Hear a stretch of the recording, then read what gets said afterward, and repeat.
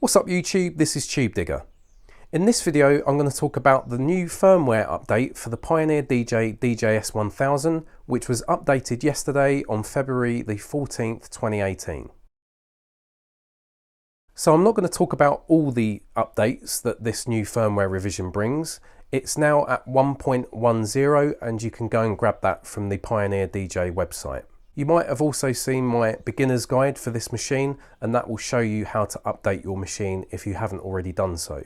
So for me personally, this new firmware revision has three really excellent updates for the DJS1000.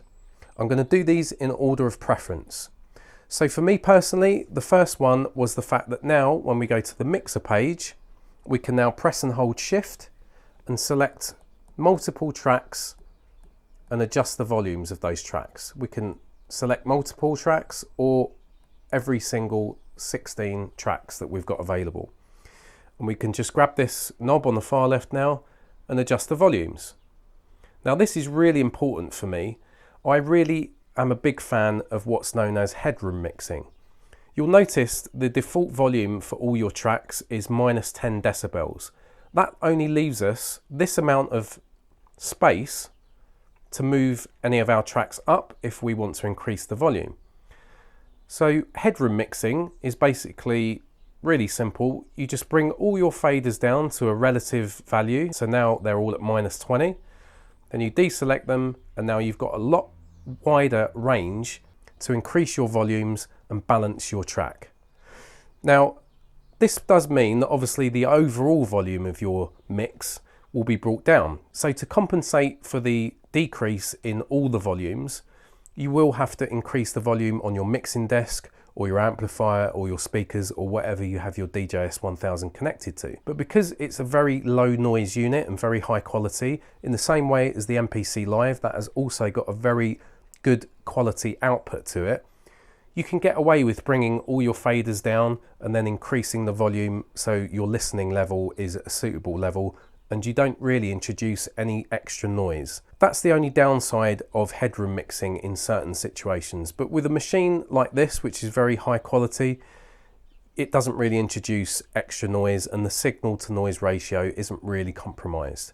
So that's my favorite feature of the latest firmware revision for this machine. So the second most important update, in my own opinion, is the fact that now we can load in samples up to 64 seconds. That also means we can record samples up to 64 seconds, and that's twice the duration previously, which was 32 seconds for this machine. So that's a really excellent update as well, and I congratulate Pioneer DJ for implementing that. So this brings me to the third and final most important update for me personally. Previously, when we wanted to increase our sequence or our bar length, we'd press and hold shift, press pattern, and if we had some notes in our first bar, they wouldn't get copied over to any additional bars that we engage.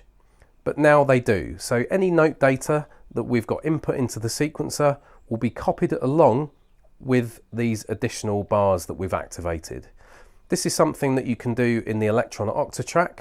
I used to have a Mark 1 Octatrack and that was a really convenient feature. There's also various options to increase your bar length and your sequence and things of that nature in the Akai MPC Live and Akai MPC X. So just that little feature in itself might make this machine a little bit more attractive to people who have got previous experience with things like the Akai MPC Live or Electron Octatrack, just to make your workflow a bit easier. And it's nice to know that Pioneer DJ are potentially listening to the customers and looking at the competition and adding these features to compete with things like the MPC and Octatrack machines.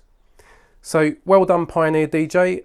Thank you very much for those updates. I hope you guys have got something out of this video, and this shows you that this machine is quite a serious contender now. It's got a lot of decent features already, and the latest firmware revision has just upped this machine's game. Please like, share and subscribe. This is Tubedigga. I'll see you on the next video, and I'm out.